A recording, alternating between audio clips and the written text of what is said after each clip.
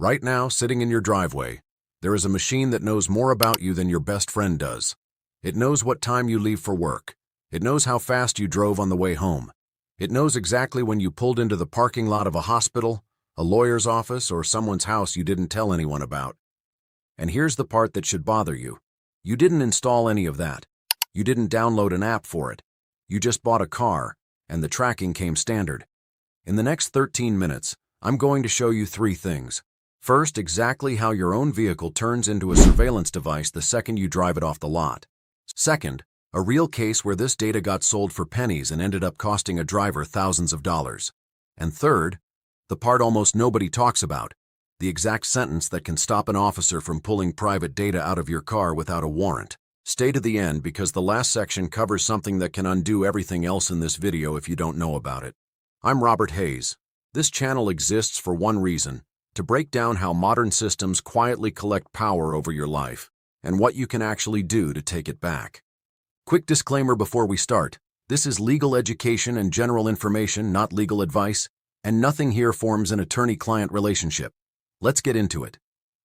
Most people think of their car's technology as the touchscreen and the backup camera. That's the part they showed you at the dealership. What they didn't show you is the box wired into your vehicle's electronics called a telematics control unit. Think of it less like a car feature and more like a phone that's permanently bolted into your dashboard. One that never goes to sleep, never gets turned off, and doesn't ask your permission before it starts working.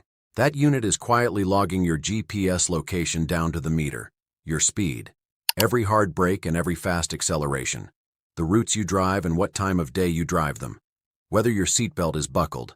In a growing number of vehicles, it also has access to whatever phone data gets shared the moment you connect your phone to the car, including call logs and text messages. None of this is a hacker's trick. It's not some illegal add-on. Car manufacturers built it in on purpose, and in most new vehicles sold today, it's active from the moment you drive away, often without a single clear conversation about it happening at the dealership. If your first thought is, "I don't care, I'm not doing anything wrong," hold that thought. Because in a minute, I'm going to show you what happened to a driver in Florida who also wasn't doing anything wrong, and it cost him real money. I quote, "I'm not asking you to take my word for this." In 2023, the Mozilla Foundation, the nonprofit behind the Firefox browser, ran the largest privacy investigation of its kind on the auto industry. They spent roughly 600 hours digging through the privacy policies of 25 major car brands: Ford, Toyota, Honda, Chevrolet, Kia, Tesla, Nissan, BMW, essentially every name you'd recognize. The result: every single one of the 25 brands failed. Mozilla called cars the worst product category for privacy they had reviewed in 7 years of doing this work. Worse than smart speakers, worse than fitness trackers, worse than social media apps. Some of what these companies' own policies admitted they could collect goes far beyond driving habits, things like a driver's health information, immigration status, and even genetic data, depending on the brand. And multiple manufacturers stated outright that they'll hand your data over to government or law enforcement in response to a request, not necessarily a warrant, just a request. That single sentence is worth pausing on. Read your own car's privacy policy, and there's a real chance you'll find language allowing your driving history to move from your car to the manufacturer to whoever asks for it, with no judge involved. So the collection is real. The question that actually matters is, where does it go after that? In 2024, New York Times reporter Kashmir uncovered exactly how this pipeline works in practice. Her reporting showed that General Motors, through its OnStar connected car service, had been collecting detailed driving behavior on customers: hard braking events, speeding, rapid acceleration. That data was then sold to 2 data brokers, LexisNexis Risk Solutions and Verisk Analytics. Who buys reports from those brokers? Insurance companies. Drivers started noticing their premiums spiking with no explanation. When they pulled their own LexisNexis consumer reports, some found dozens of pages logging nearly every trip they'd taken. Trips they never knew were being recorded, let alone sold. This wasn't a small, isolated slip-up either. California's Attorney General later found that GM earned around $20 million selling this kind of driving data to brokers between 2020 and 2024, and GM ultimately paid over $12 million in civil penalties over it. Some drivers hadn't even knowingly opted into the program. Enrollment happened during the dealership paperwork process, buried among dozens of signatures. GM has since said it stopped selling this data to those brokers. But here's the uncomfortable truth. The hardware collecting it is still sitting in millions of vehicles on the road today, and GM isn't the only manufacturer with a data-sharing relationship in its fine print. Here, quote, is the honest answer.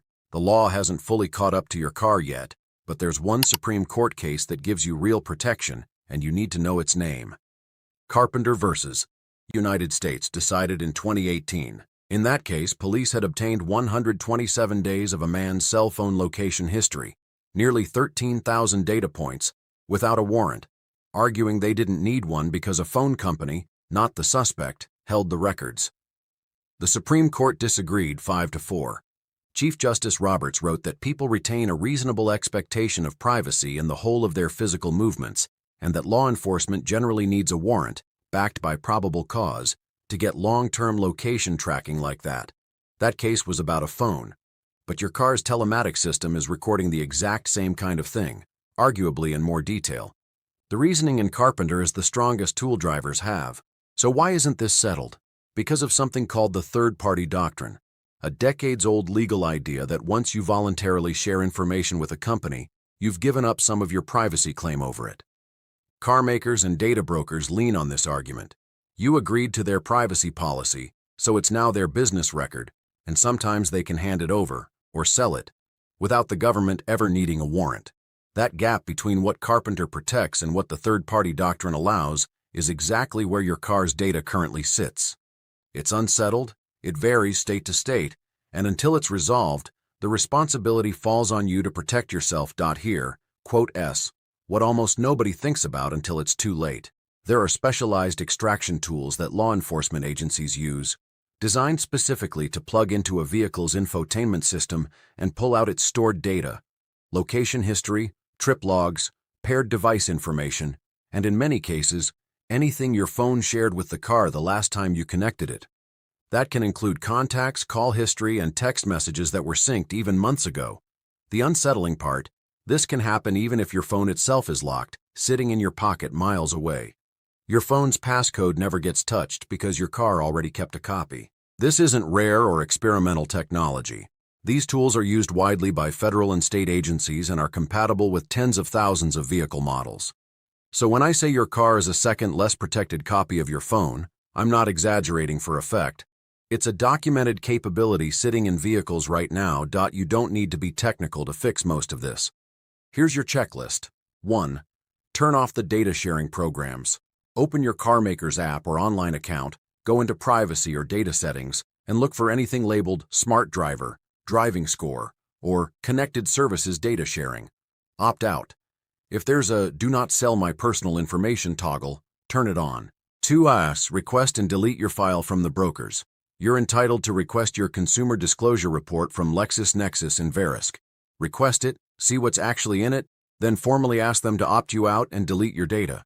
Do the same through your car manufacturer's privacy request portal. Most major brands now have one. 3. Clear your car's memory before you sell, trade in, or return it. Go into your infotainment system, delete every paired Bluetooth device, and clear stored contacts and call history. Skip this step, and the next owner or an investigator inherits your synced phone data. 4. Be selective about what you sync going forward. Every time your car asks to import your contacts, the safest answer is no. Use a simple cable or the radio for music if you don't need full phone integration. One thing I will not tell you to do: physically disable your car's telematics hardware. That can knock out automatic crash notification and can void your warranty. The settings above get you most of the protection without the risk. Memorize this. Say it calmly. Say it respectfully. Officer, I do not consent to a search of my vehicle or its data, and I do not consent to you accessing my car's systems. If you need that information, you'll need a warrant. Every word there is doing a job. You stay respectful because your case gets won in a courtroom, not on the roadside. You clearly withhold consent because consent is the easiest legal shortcut around the warrant requirement. The moment you agree, you've handed away your strongest protection. And you name the standard, a warrant, because that's exactly what Carpenter says should be required for this kind of deeply personal information. If they push back, don't argue and don't explain. Just repeat calm and steady. I understand, officer. I still do not consent, and I'd like to speak with a lawyer. Comply physically with lawful instructions. Don't resist. Don't argue with your hands, but hold your position with your words. Your car was never just a car. It's a rolling record of your life built by a company that can share it, sold in pieces you'll probably never see, and accessible in ways most drivers never imagine. But now you know what it's collecting, who can get it, and exactly what to say if someone comes asking. If this changed how you'll look at your dashboard tonight, subscribe to Robert Hayes. I break down exactly this kind of hidden power and exactly how to take it back every week. Grab the ebook link in the description if you want the full playbook, and I'll see you in the next one.